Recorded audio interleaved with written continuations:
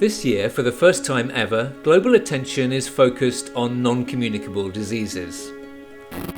In September, the United Nations will spend 2 days debating what can be done to improve prevention and control of NCDs. This will be the second United Nations conference on global health. This is going to be a very important meeting to address non-communicable diseases. The world must act now to control the growing epidemic of non-communicable diseases, as more and more people are affected at an ever younger age. What is sad is that these chronic diseases kill many young people who will be the next generation leaders, who will be a productive generation, and therefore we must do more to prevent these chronic diseases.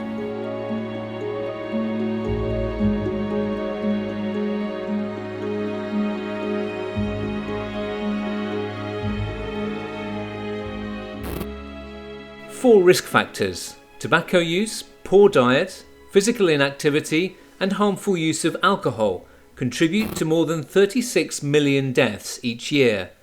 Of these, 9 million die before they reach the age of 60. Millions more suffer with increased and prolonged levels of disease. But these diseases are about more than individual health. They also pose enormous economic and development challenges, damage productivity, and drive people into poverty. Dr. Jyoti Dev is a diabetes specialist in Kerala, southern India. He's already seeing the economic impact of non-communicable diseases on the people he treats. The average income of a person is less than $2,000 per year. With the development of multiple complications of diabetes, the average cost of treating all these complications will be more than $3,500 per year. Incredible. How can they treat this disease?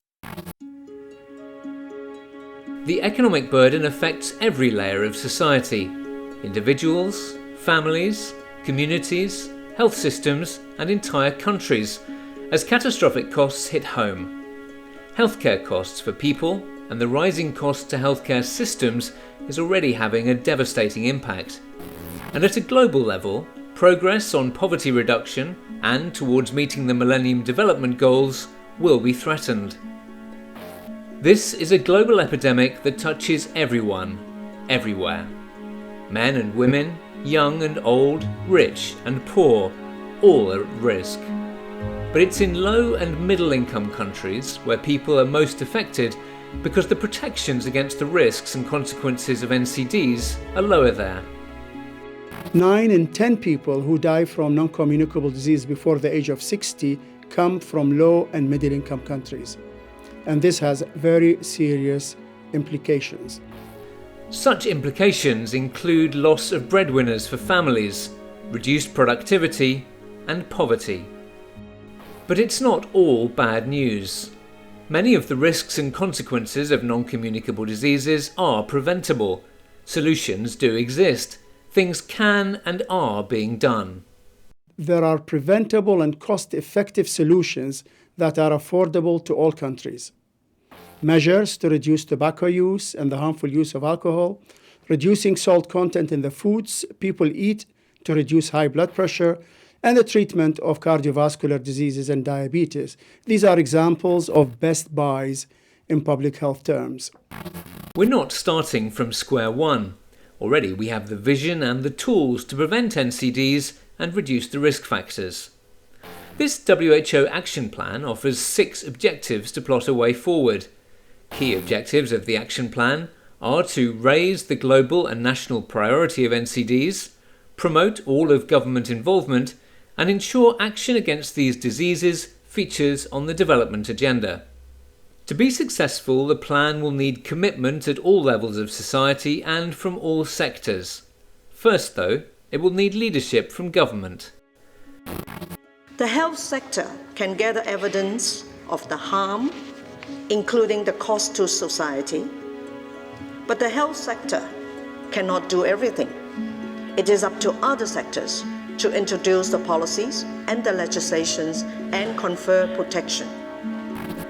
The UN Summit in September provides a unique opportunity to build international commitment and put NCDs high on the development agenda.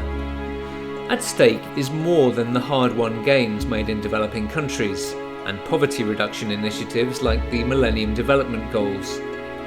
At stake are the lives of millions of people around the world who will otherwise suffer needlessly and die prematurely for lack of concerted, coordinated action.